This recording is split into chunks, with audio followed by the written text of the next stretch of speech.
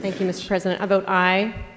Please I vote continue. aye for Prisha and Luca, who came and testified, who were detransitioners. They testified in person the first time. The second time, they were too afraid to come back because they were assaulted in the hall, and so they testified via Zoom. I vote yes for Helena, who also was too afraid to testify in Kentucky. She testified in Ohio state houses and was greeted with much hatred after her testimony. I vote aye for Walt Heyer, who created Sex Change Regret organization to help people who've gone down that path that starts so innocently with pronouns and social transitioning and puberty blockers that ultimately drive them to a place that they can never return from.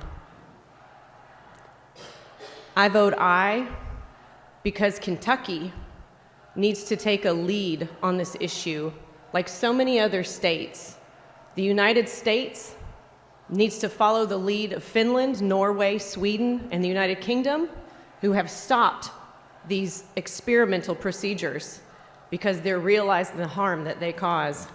Just a few short years ago, there were a handful of pediatric gender clinics in the United States. Now there's somewhere around 300. What are we talking about here? This is a new industry, and we need to realize we're driving children to a lifetime of irreversible damage and creating a cash cow for somebody.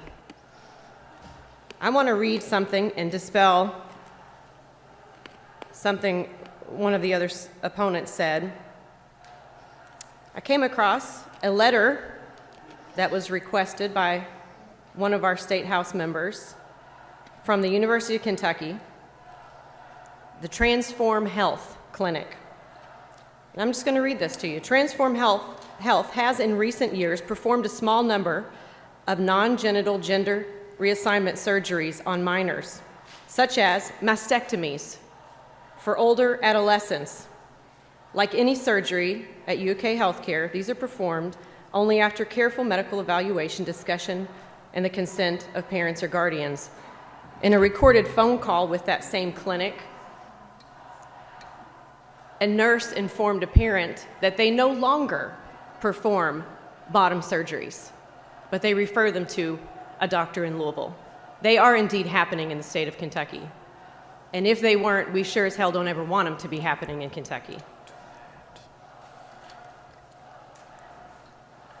I want to make mention the hatred that was discussed a minute ago is being felt by all of us who are voting yes for this bill. In emails, phone calls, some of the messages I've received, people want me to be struck by lightning.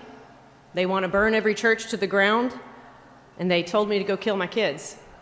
So yes, there is hatred around this issue. I've never given it, but I sure have received it. I vote yes for SB 150. Thank you.